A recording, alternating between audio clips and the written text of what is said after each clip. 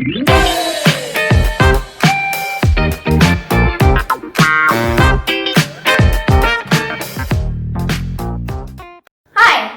Let me paint a scenario of what happens when you don't know how to say no. Let's say your boss asks you to get an analysis done by Wednesday, but you know that even if you work around the clock, it'll only be completed by Thursday. And you tell him that. But your boss says that's unacceptable and he doesn't want to hear any excuses. Now, because you're afraid of upsetting him or disappointing him, under pressure, you say you'll do your best. But you actually complete it on Thursday. And he's very angry because he says you've broken your commitment. Now, you end up feeling defensive and guilty, and your confidence is impacted. The next time he wants the report, he thinks, well, this person gives the report to me one day after they actually commit to it, so I need to put in a buffer. So he comes and asks you to complete the analysis by Tuesday. Now, you're feeling on the back foot because you feel he already has a low opinion of you, and so under pressure, you agree. But of course, you give it to him on Thursday because that's just how long it takes. Now he's even angrier, and next time he thinks that since you delivered 2 days after you actually commit to it, he needs to put a bigger buffer. So he asks you to deliver on Monday, even though he needs it on Wednesday. So you're working harder and harder, losing your confidence, he's losing his trust in you, you're pushing your subordinates and not willing to listen to them when they say it's not possible, breaking their morale and their respect for you. You're not spending any time at home with your family and forget about your health, hobbies, and finally, even your self-confidence. And it's all because you haven't learned how to say one word, no. But we're afraid that if we say no, we'll be seen as lazy, incompetent, disobedient, overwhelmed, non-cooperative, etc., etc. And these are all legitimate fears. But it's critical to learn to say this word in order to be successful in your professional career and happy in your personal life. Warren Buffett once said that the most important word for a business leader was the word no. He said that he would get all sorts of people selling all sorts of investments, and he had to say no to almost everything. He said he only needed to say yes once or twice to be a billionaire. The real power came from his willingness to say no. Today, we're going to look at 3 ways to say no. The first is a technique called yes, no, yes technique from a book called The Power of the Positive No by William Ury. He said that anytime you say no to something, you're saying yes to something else that is more important. And that is the first yes. So if it's my mom's birthday this Saturday and my boss asks me to come into office over the weekend, and if I'm saying no to coming in on the weekend, the first thing I've got to be clear is what I'm saying yes to. I'm saying yes to letting my mom know that she's a priority for me in my life and that I appreciate everything she's done for me. If you're not clear what your priorities and values are in life, you'll find it hard to say no.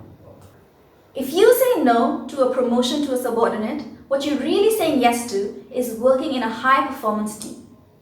If you refuse a salary hike request, you're saying yes to principles that will lead to financial solvency for the organization so that everybody has a job.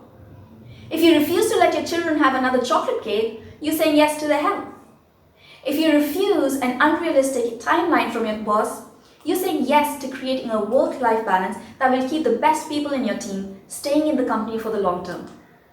The no is the request you're saying no to. You're not rejecting the person making the request. You're saying no to the request. So say it unambiguously.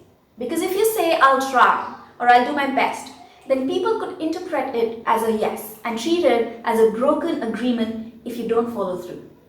But the real genius in the model is the final yes. The final yes is a yes to the relationship. It's a willingness to offer something else that you're willing to give that might be of value to the other person. So it could be, my mom's birthday is on Saturday, so I'd rather not come on the weekend, but I'll come in on Monday morning at 8 a.m. and have the work completed by 12 p.m. Does that work for you, boss? Or it's my mom's birthday this weekend, so I don't want to come into office, but I think the client is only looking for a summary page. Let me check with them, and if that's the case, I can send them the summary today itself and tell them we'll send a full report on Wednesday. Does that work for you? When you present a counter offer, the other person feels like you're trying to find a solution and being helpful even though you've got other priorities. Another technique of saying no is the yes and technique. If your boss says that you need to move your deadline forward from October 30th to September 30th, instead of saying no, you say, yes, we can do that. And in order to make it happen, we need to add 2 more people to the budget and budget for the overtime. Now, it may not sound like it, but it is actually a no to the original request of achieving an accelerated timeline with the same manpower and budget. The final technique is just to say no. No explanation is required in some places. So if I ask Brad Pitt out on a date and he says no, well, that's it. He's not obligated to provide a reason or a justification. It's his prerogative. The only person who can't say no is a slave. That's the definition of a slave, someone who's not allowed to say no to their master. Now, there are prices that might be paid when you say no. But remember, in professional relationships, and perhaps even more in personal relationships, if it becomes a choice of saying yes to what you asked to do, or saying no by quitting or breaking a relationship, you always have that choice. Feeling that you're not allowed to say no will wear away at your self-esteem and dignity. So don't forget that you have that choice. Now, there are 2 caveats that we'd like to add.